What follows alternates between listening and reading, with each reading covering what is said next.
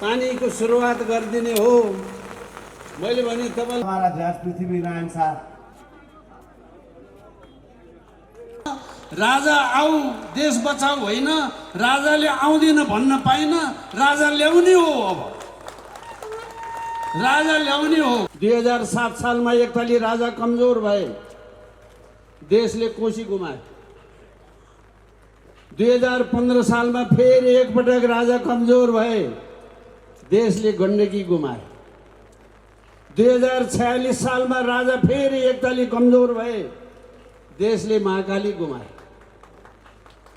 2068 सालमा राजा कमजोर भए, देशले यो अरुण तेस्रो गुमाए।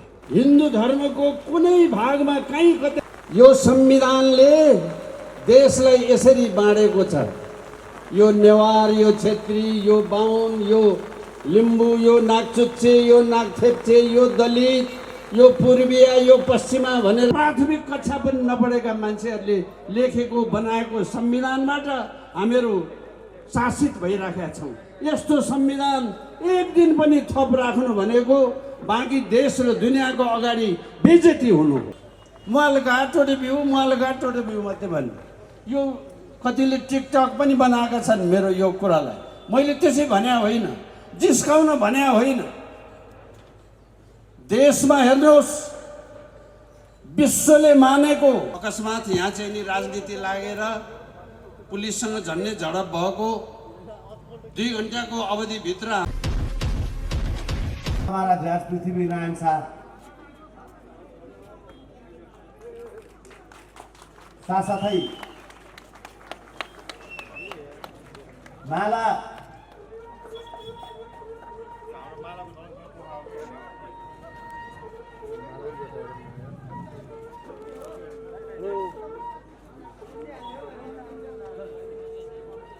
जयजुईमा जो लप्प म यही भनी हुर्केको हुँ। यही टोलबाट मलाई बिचमा आएर केही साथीहरूले खेचा भने म हाँस्दै यहाँ आएँ।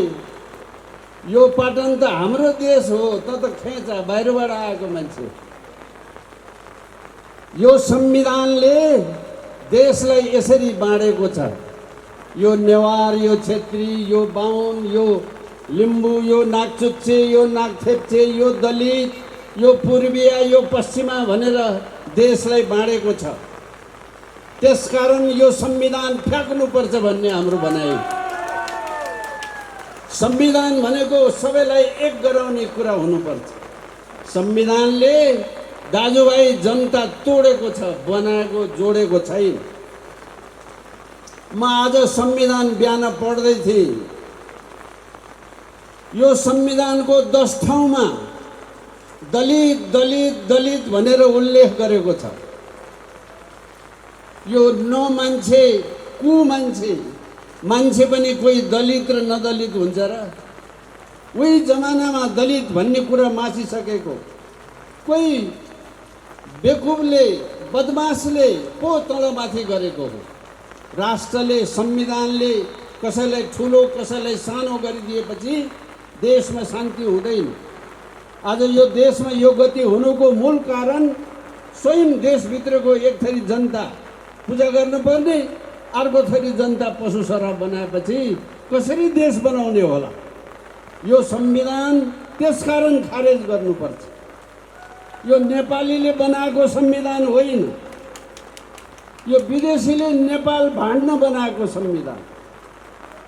नेपाल बनाउनलाई भए त्यस्तो संविधान बन्दैन। राजा पृथ्वीनारायण शाहलाई देश बनाउनलाई सबभन्दा ठुलो बुद्धि दिने को, सबभन्दा ठुलो बुद्धि दिने र अर्थव्यवस्थाको बन्दोबस्तको लागि उपाय सिकाइदिने गोर्खामा तपाईँ हामी सबले रात दिन नाम सम्झेका छौँ। विजयनगरजी भन्ने मान्छे सुन्नुभएको होला। हिन्दू धर्मको कुनै भागमा कहीँ कतै कोही छुवाछुत अछुत छैन। तर यहाँ व्यक्तिले व्यक्तिको स्वार्थको लागि दुनियाँलाई छुत र अछुत बनाएको हो। अघि भनिसक्नुभयो, राजा र राज संस्थाले देश जुटाउने र बलियो पार्नेदेखि बाहेक बिगार्ने र मास्ने गरेको छैन। आज यो व्यवस्थामा परिवर्तन आएको 32 वर्ष भयो दाजुभाइ दिदीबहिनी हो। राजा हटेको आज 15 वर्ष भयो दाजुभाइ दिदीबहिनी हो। 32 वर्षको अवधिमा के भयो देशमा? हुँदा हुँदा संविधानमाथि खेलवाड हुँदा हुँदा जनताको प्रजातन्त्र भन्दा भन्दा अब प्रधान न्यायाधीशले प्रधानमन्त्री नियुक्ति गर्ने दिन आयो। जनताले प्रधानमन्त्री चुन्न नपर्ने भयो। यो शेरबहादुर देउवाले दुनियाँको अगाडि के मुखले यो सबै कुरा गर्ने? जनताको प्रतिनिधि हो। जनताको प्रतिनिधि भइखाएको, 2/3 को प्रतिनिधि भइखाएको ओलीको त त्यो दुर्गति हो। यो हुँदै नभएको मान्छे जाल झेल र षड्यन्त्रले सर्वोच्च अदालतले प्रधानमन्त्री बनाइदिए मान्छेलाई तपाईँ हामी पाटन भक्तपुर ललितपुरले 2 दिन थपडी मार्नुहोस् त यो त हावाले उडाएर लान्छ। त्यही थपडी मार्ने सुरुवातको निमित्त हामीले ललितपुरबाट यो काम सुरु गरेको हो। अस्ति काठमाडौँमा हामीले त्यही काम गऱ्यौँ। केही समय पछाडि भक्तपुरमा पनि त्यही काम गर्छौँ। यिनीहरूलाई शासनमा बस्ने अधिकार छैन। दाजुभाइ दिदीबहिनीहरू, एमसीसीको यत्रो तमासा भयो। यहाँभन्दा तमासा दुनियाँमा अरू केही हुँदैन। हामीले राष्ट्रिय शक्ति नेपालले सुरुदेखि नै यो गलत भयो है भनेर भन्दै आएको हो, वक्तव्य दिँदै आएको हो। हुँदा हुँदा देशको झन्डै 20 वटा जिल्लामा विरोध प्रदर्शन पनि गरेकै हो।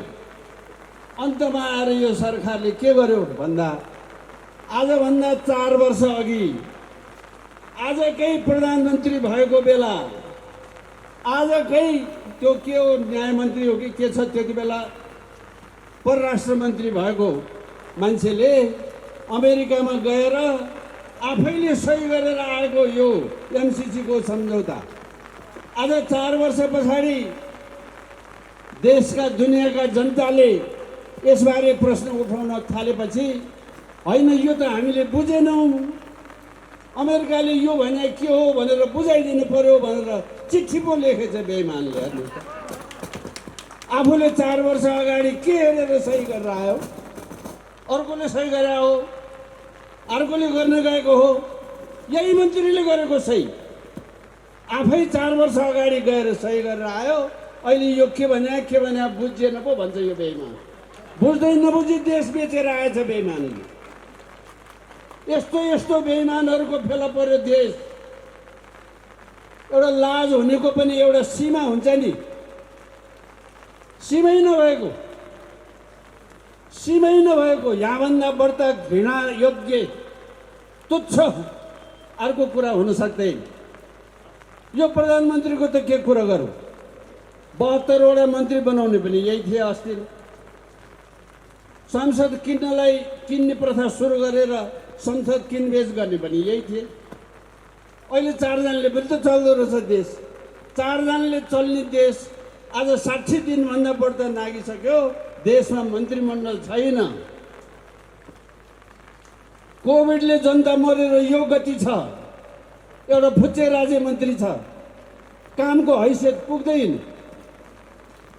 अरू कुनै काममा अगाडि बढेको छैन। उनीहरूलाई असिलो पनि लाग्दैन, उनीहरूलाई लाज पनि लाग्दैन। अब हुँदा हुँदा संसदमा घोडादौड अभियान चलिराखेको छ। यहाँहरू सबैले देख्नु भएकै छ। यस्तो संसद नेपालले आश गरेको होइन। यस्तो संसदको लागि नेपाली जनताले भोट दिएको होइन। यही थियो शेरबहादुर देउवाजी, यही थिए हाम्रो अस्तिका प्रधानमन्त्री ओलीजी, यही थिए माधव नेपालजी। यही थिए पशुपति शमशेरजी, यही थिए परराष्ट्र मन्त्री प्रकाश चन्द्र लोहनीजी। यो के अरे सुगौली सन्धिमा बेलायती शासनसँग उही अघि न लडाइँको चाहिँ नालापानीको लडाइँको कुरा गर्नुभयो। दुई वर्षसम्म बेलायती शासनसँग लडेर सुगौली सन्धि गर्दाखेरि समेत महाकाली पूर्व र महाकाली पश्चिमको सीमा लागेको देशमा यिनै 5 जनाले महाकाली बेचेका हुन्। अहिले कुन नागले फेरि महाकालीको कुरा गर्ने? त्यो बेलादेखि यिनको हिसाबले भए त हाम्रो सुदूरपश्चिमको चाँदैनी दोधारा पनि हिन्दुस्तानकै भइसक्यो। अहिलेसम्म चाँदैनी दोधारा भन्ने दुईटा यत्र ठुल्ठुला गाउँ महाकाली पारी अझै नेपाल छ। हाम्रो देशको सरकारले चाहिँ महाकाली पूर्व नेपाल, महाकाली पश्चिम हिन्दुस्तानै हो भनिदिन्छ। यसलाई देशको सिमाना कहाँ छ थाहा छैन। स्वाभिमान भन्ने कुरा कहीँ छैन। यस्तो किसिमका को चाहिँ बेइमान निस्केन। यो लुच्चा छलछाम गरी शासन गर्नेहरू एकातिर, 17,000 मान्छे मारेर शासनमा आउने अर्कोतिर, ज्यान मारेर रकमी मिलेपछि के हुन्छ यो देश? ज्यान मार्ने पनि उही हो, रकमी काम गर्ने पनि उही हो। न न्याय न इंसाफ। देशको पुलिस देशको भएन, त्यो पार्टीको पुलिस भयो। नेपाली जनताले, स्वाभिमानी जनताले आफ्नो शासन खोजेर पाएन। कर्मचारी सिंहदरबार जानुहोस्, बाहिर ढोकामै लेखेको छ फलानो ट्रेड युनियन भनेर।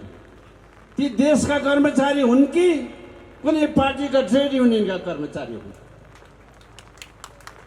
जुन सरकार आयो त्यो ट्रेड युनियनको बोर्ड बदलिरहने। विश्वविद्यालयमा जानुहोस्, प्राध्यापक जति पार्टीका मात्रै छन्। विश्वविद्यालयको तपाईको पदाधिकारी जति सबै पार्टीका मात्रै छन्। पार्टीको भागभण्डामा भाइस चान्सलर, रेक्टर, रजिस्ट्रार बन्छ। हुँदा आज म अहिले अघि आउँदाखेरि सरकारले दिएको तकमा पुरस्कार थप्दैन, लाउँदैन। तब त्यसले निष्पक्ष न्याय दिन्छ। यसले मलाई ठुलो तकमा लगाइदिन्छ भन्ने आश गरेपछि प्रधानमन्त्रीले तकमा लगाइदिन्छ भन्ने आश गर्ने घुसिया न्यायाधीशले के को न्याय दिन्छ भन्ने? नेपालको दुर्गतिको कुरा गरेर साध्य भएन। आफ्नो जन्ममिति ढाँटेर नक्कली जन्ममिति बनाउनेले एउटा पार्टीको न्यायाधीश भएको हुनाले प्रधान न्यायाधीश खाएको खाइ गर्यो।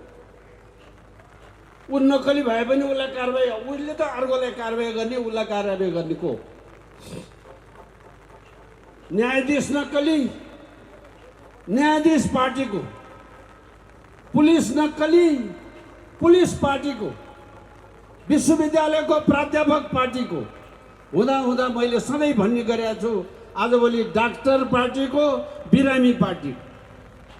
बिरामी भयो भने डाक्टर साहब हाम्रो बिरामी राम्रोसँग हेरिदिनुहोस् है भन्नु पर्यो। बिरामीले पनि राम्रोसँग र नराम्रोसँग भन्ने हुन्छ। बिरामी जोसुकै होस् न, त्यसलाई हेर्न पर्यो, स्याहार्नु पर्यो।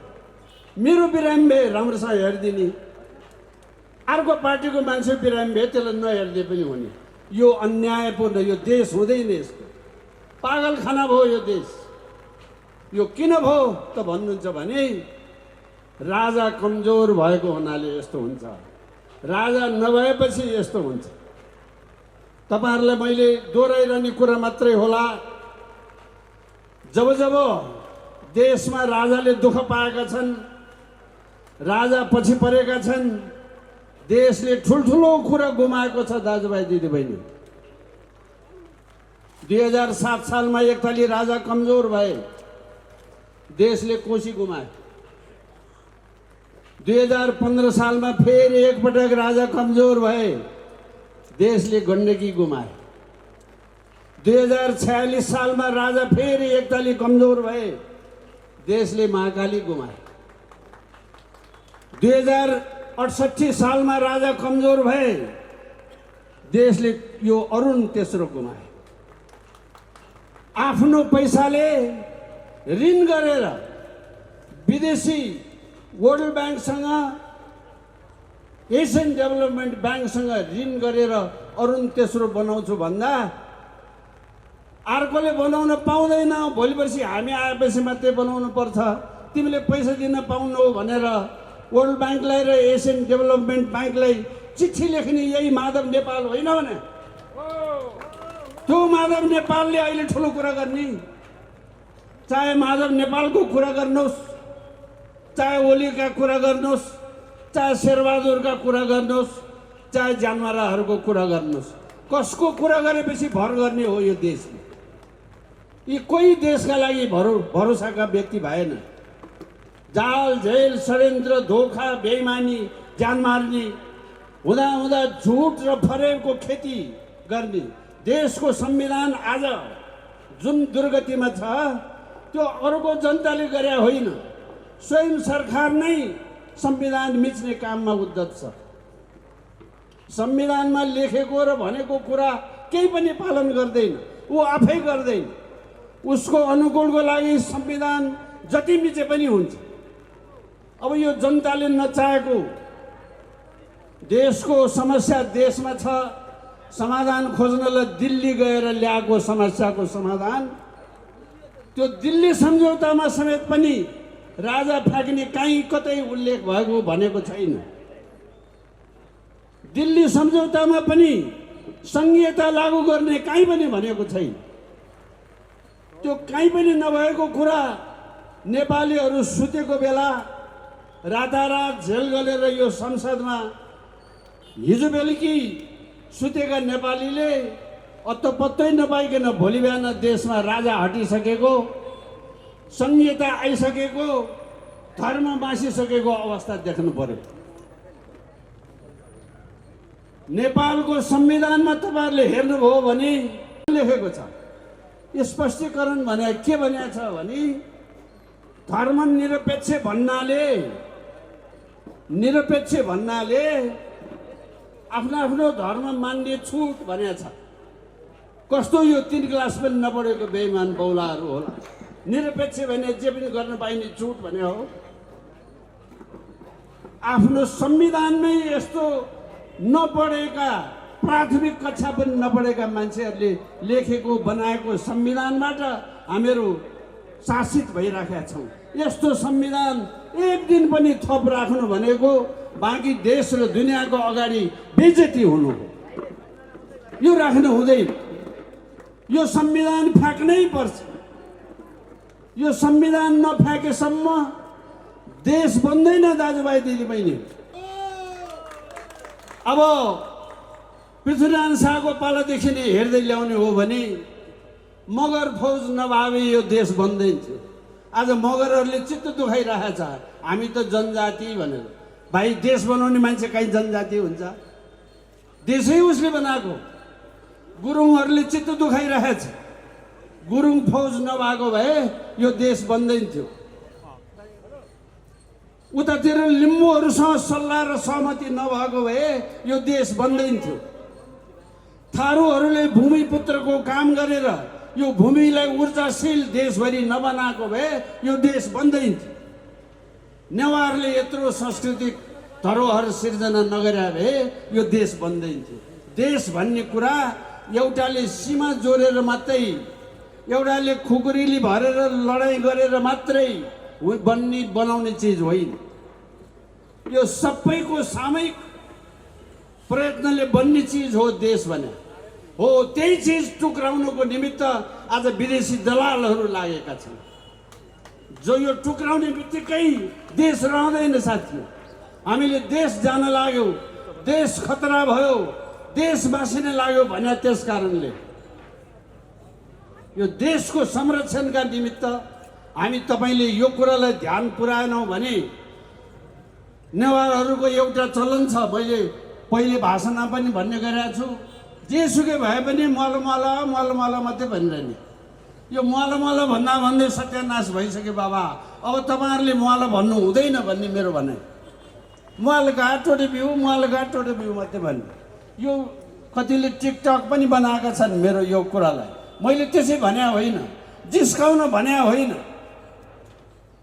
देशमा हेर्नुहोस्, विश्वले मानेको 7वटा अन्तर्राष्ट्रको संसारले मान्नुपर्ने गरी तय गरेको सांस्कृतिक क्षेत्र छ विश्वमा, यो नेपालमा। यो 3टा दरबार स्क्वायर कसले बनायो?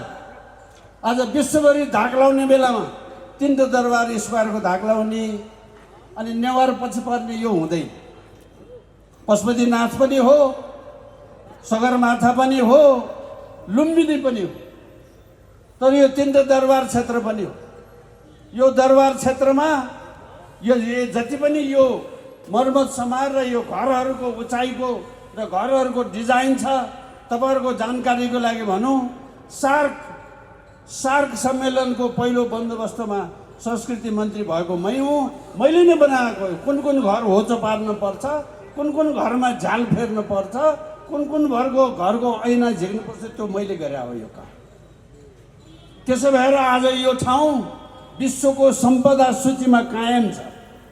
यदि त्यसो नभएको भए आज यो सम्पदा सूचीबाट हटिसक्थ्यो। यी बेइमानले देशै त बेच्थे, मङ्गल बजार बेच्ने के ठुलो कुरा।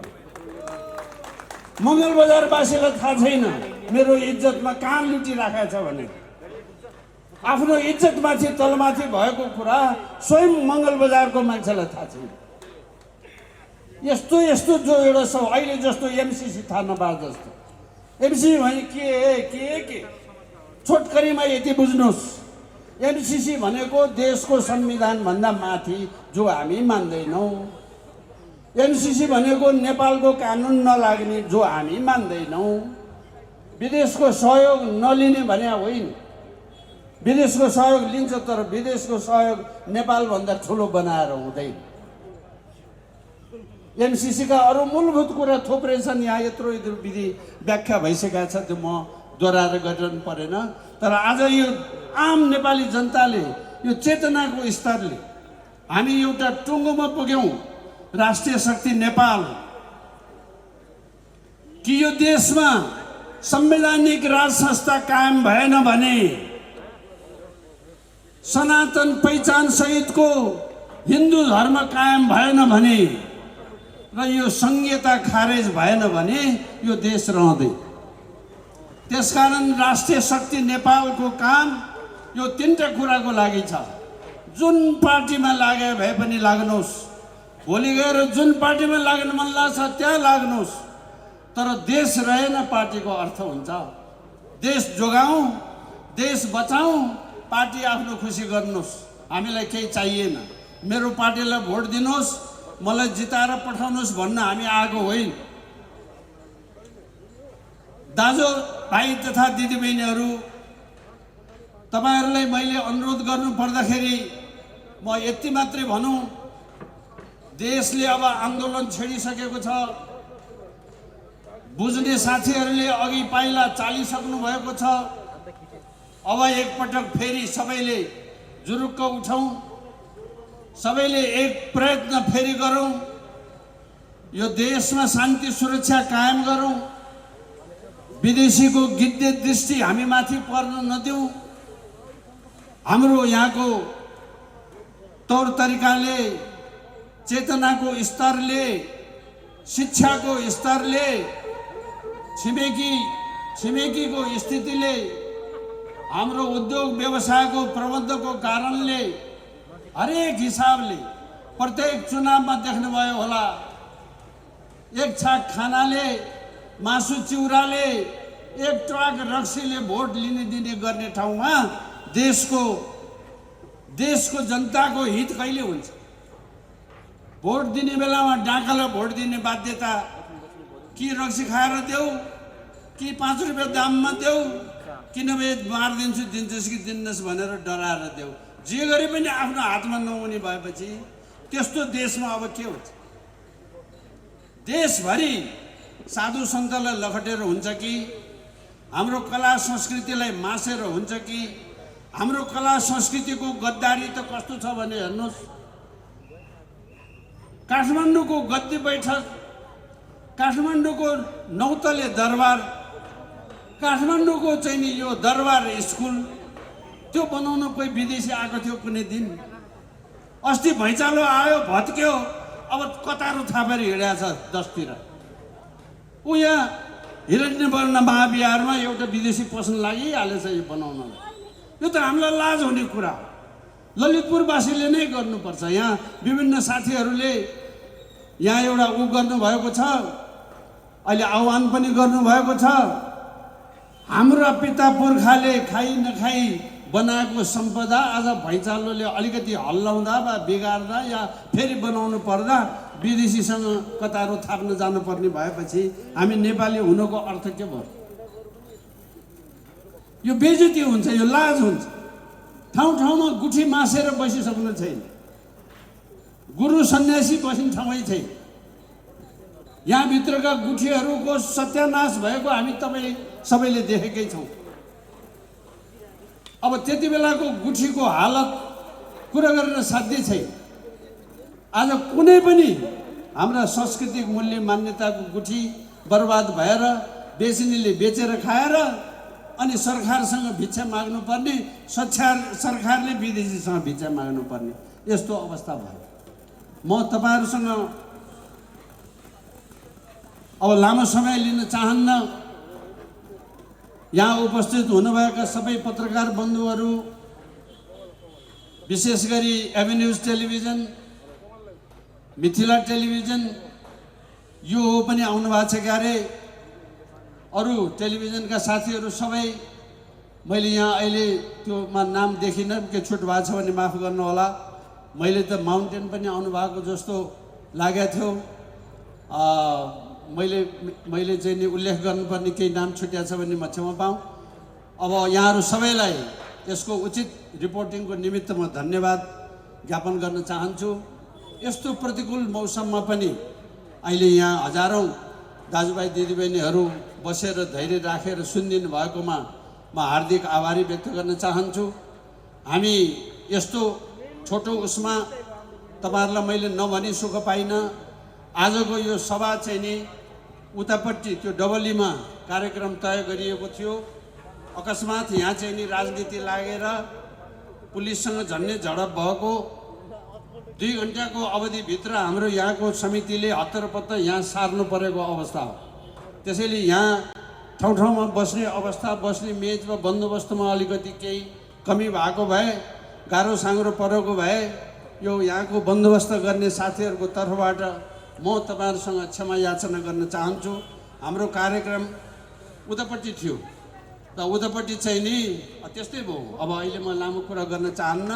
जे होस्, यो दिनदिनै राष्ट्रिय शक्ति नेपालको जनप्रियता बढ्दै गएको अब एक देखिहाल्नु भएको छ। यहाँ हजारौं साथीभाइहरू यसरी सहभागी हुनुभएको, वरपर छिमेकी जिल्लाहरूबाट समेत पनि आउनु भएको, आफ्नै यहाँ टोलका साथीहरू जो आउनु भएको अवस्था हो, यहाँ एक थरीलाई कपाल दुखाइ सुरु भइगयो। त्यसो भएर यो इमर्जेन्सी तुरुन्तै तत्काल प्रबन्ध गर्न परेको भएर यहाँ अलिकति ठाउँको बन्दोबस्त यताउतिमा तपाईहरुलाई गाह्रो परेको छ। त्यो गाह्रो परेको कुरालाई म क्षमा चाहन्छु। तर तथापि यो आउन लागेको विजयादशमी र तिहार र छठलाई अग्रिम शुभकामना समेत व्यक्त गर्दै म तपाईहरुबाट अहिले बिदा हुन चाहन्छु। तपाईहरुलाई मुरी धन्यवाद छ। राष्ट्रिय शक्ति नेपाल, म फेरि दोहोऱ्याएर भन्छु, देशमा संवैधानिक राज संस्था भएन भने, देशको पहिचान भएन भने र यो संहिता खारेज भएन भने यो देशै मासिने डर भएको हुनाले हामीले यसलाई अगुवाई गरेका हौं। भोलिका दिनमा पनि यो अगुवाई गर्ने ताकत हामी नै राख्छौं। 10 वटा दुर्गन्धमा फसिसकेको पार्टीबाट यो काम हुँदैन। 10 किसिमको भ्रष्टाचारमा लिप्त भइसकेको मान्छेहरूबाट उनको भनाइ जनताले अब सुन्दैन।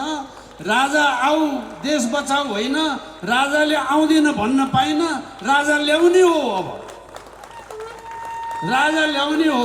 मनमा यो कुरा हुँदा हुँदै पनि मान्छेले बोल्न नसकेर, भन्न नसकेर भित्रभित्रै पचाएर बस्या हुनाले त्यो साथीहरूलाई ताकत बढोस् भन्नलाई हो हामीले यो सबै प्रयत्न गरेको। अब अहिले दिन दुगुना रात चौगुना बढेकै छ। चाँडै हामी अरू सार्वजनिक आन्दोलनका भागहरू सुरु गर्छौँ। त्यसको लागि यहाँहरूलाई अहिलेदेखि नै म आह्वान गर्दै यहाँहरूको हातबाट म बिदा हुन्छु। नैतिक हिसाबले आन्दोलनको सुरुवात भइसकेको छ। अरू साथीहरूले पनि विभिन्न ठाउँमा यो काम गरिराखेका छन्। तपाईहरूको जानकारीको लागि हिजो 3 गते भैरवामा हामीले यस्तै कार्यक्रम गऱ्यौँ, सर्लाहीमा हामीले यस्तै कार्यक्रम गऱ्यौँ, सिराहामा हामीले यस्तै कार्यक्रम गऱ्यौँ, जुम्लामा हामीले यस्तै कार्यक्रम गऱ्यौँ। राष्ट्रिय शक्ति नेपालको तर्फबाट देशभरि यस्ता कार्यक्रमहरू भइरहेका छन्। आज मङ्गलबजारमा गऱ्यौँ। अब चाँडै हामी फेरि अर्को सहरमा वा अर्को ठाउँमा गर्ने हामी चाहिँ उद्घोष गर्दै आन्दोलनको क्रममा यहाँहरूको क्रियाशील सहयोगको लागि मुरी धन्यवाद